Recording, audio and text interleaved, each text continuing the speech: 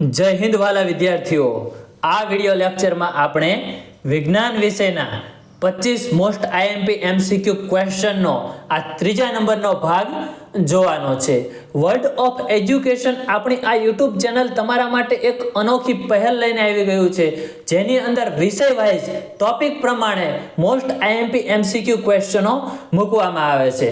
આ પ્રશ્નો દ્વારા તમારે ફટાફટ રિવિઝન થશે અને સાથે સાથે તમારે એક ટેસ્ટ પણ અપાઈ જશે, એક મોક ટેસ્ટ વિષય વાઇઝ અપાઈ જશે અને જેને કારણે તમને ખ્યાલ પડશે કે મને કેટલું આવડે છે. સાથે સાથે એવા પ્રશ્નો તમને આ વિડીયોમાં જોવા મળશે જે આવનારી પરીક્ષાઓમાં તમને બેઠે બેઠા પૂછાવાની ખૂબ જ શક્યતા છે અને નવા માળખા મુજબ જે પ્રકારના સવાલો પૂછાય છે એ પ્રમાણે અહીંયા આપણે પ્રશ્નો મૂકેલા છે. તો ચલો સ્ટાર્ટ કરીએ. સમતલ અરીસા વડે રચાતું પ્રતિબિંબ હંમેશા કેવું હોય છે? આભાસી અને ચત્તુ હોય છે. પેરિસ્કોપ બનાવવા કેવા પ્રકારનો કેમેરો વપરાય છે? સમતલ અરીસો વપરાય છે. બે સમતલ અરીસા 90 અંશે ગોઠવવામાં આવે તો પ્રતિબિંબની સંખ્યા કેટલી મળે? 3. ગોલીય અરીસાની પરાવર્તક સપાટીના કેન્દ્રને અરીસાના શેના તરીકે ઓળખવામાં આવે છે? બી. અરીસાનો ધ્રુવ તરીકે ઓળખવામાં આવે છે.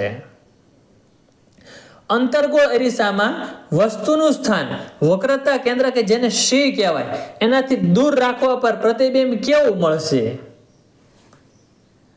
વસ્તુ કરતા નાનું.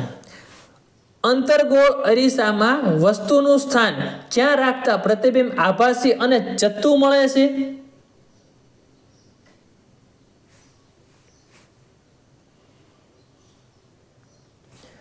ધ્રુવ પી અને કેન્દ્ર એફ ની વચ્ચે. નીચેનામાંથી શેમાં અંતર્ગોળ અરીસાનો ઉપયોગ થતો નથી? છે અડધું વાંચીને ટીક ન કરી દેવું. સૂર્ય કુકર એ કહેશે કે લો તાર 0.25. સૂર્ય કુકરમાં ઉપયોગ થાય છે, ટોર્ચમાં ઉપયોગ થાય, વાહનની હેડલાઇટમાં ઉપયોગ થાય, પણ સાઇડ મિરરમાં ઉપયોગ થતો નથી. અરીસાનું સૂત્ર ધોરણ 10 ની અંદર આ પાકું કરેલું હશે તમે. કયું સાચું છે? ડી. 1U 1V 1F. નીચેના જોડકા જોડો. અહીંયા આપણે વસ્તુનું સ્થાન અને પ્રતિબિંબનું માપ એ રીતે જોડકાઓ જોડવાના છે. પ્રથમ જોઈએ અનંત અંતરે. તો અનંત અંતરે શું હોય? ખૂબ નાનું. અનંત અંતરે વસ્તુ ખૂબ નાનું લાગે, આપણે દૂર હોય એટલે વસ્તુ આપણને નાનું જ લાગવાનું છે. બીજું છે વક્રતા કેન્દ્ર એટલે કે સી ઉપર. તો ત્યાં શું હોય? સમાન ખૂણાનું માપ. વક્રતા કેન્દ્ર સી થી દૂર તો નાનું. અને છેલ્લો ઓપ્શન છે કે ધ્રુવ પી અને મુખ્ય કેન્દ્ર એફ ની વચ્ચે તો વિવર્ધિત. તો અહીંયા આપણો સાચો જવાબ કયો બને છે? Option A. બી તો નથી, નીચે આપણે ચેક કરીએ.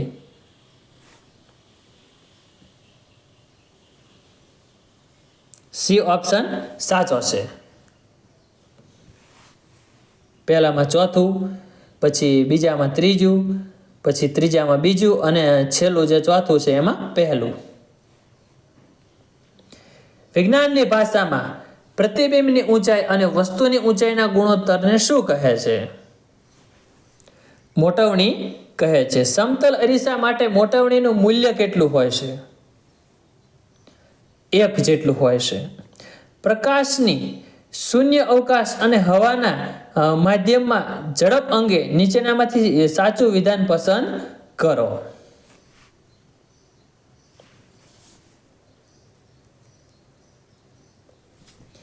સી. શૂન્ય અવકાશમાં વધુ અને હવામાં સહેજ ઓછી ઝડપ હોય છે. દ્રવ્ય માધ્યમ હીરાનો વક્રીભવનાંક જણાવો. 2.42. જ્યારે પ્રકાશનું કિરણ પાતળા માધ્યમમાંથી પ્રકાશીય ઘટ્ટ માધ્યમમાં પ્રવેશે ત્યારે એ લંબ તરફ ગતિ કરે. સ્નેલના નિયમોનું સૂત્ર જણાવો. સી NL sin theta 1 બરાબર N2 sin theta 2.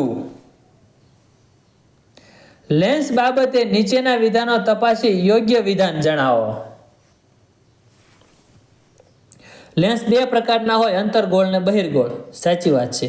અંતર્ગોળ લેન્સને ઉપસારી કહેવાય અને બહિર્ગોળને અભિસારી કહેવાય. સાચી વાત છે બંને. તો સાચો જવાબ શું બનશે? ઉપરના તમામ સાચા છે. લેન્સના પાવરનો SI એકમની સંજ્ઞા જણાવો. ડી. બહિર્ગોળ લેન્સમાં વસ્તુનું સ્થાન અનંત અંતરે રાખતા કેવું પ્રતિબિંબ મળે?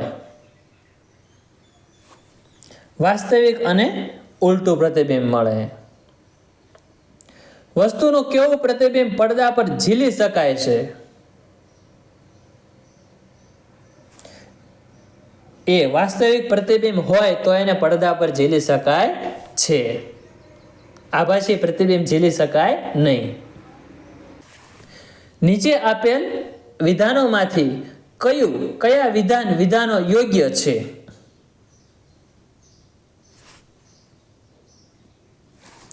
સમતલ અરીસા વડે રચાતું પ્રતિબિંબ હંમેશા આભાસી અને ચત્તું હોય છે.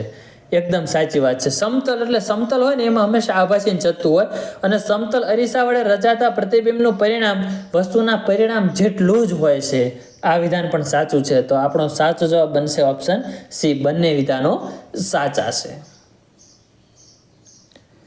અંતર્ગોળ અરીસા વડે રચાતા પ્રતિબિંબમાં વસ્તુનું સ્થાન અનંત અંતરે હોય તો પ્રતિબિંબ કેવા પ્રકારનું મળે?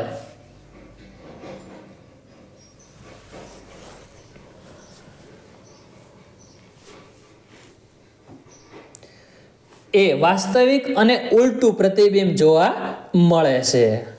સમતલ અરીસા માટે મોટવણીનું મૂલ્ય ખાલી જગ્યા છે 1 છે. નીચે આપેલ દ્રવ્ય માધ્યમને તેમના વક્રીભવનાંક સંબંધિત યોગ્ય જોડકા જોડો.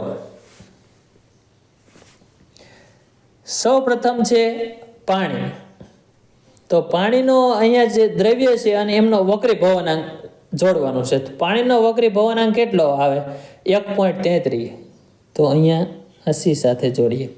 આલ્કોહોલ, તો એનો આલ્કોહોલનો 1.36. હવા,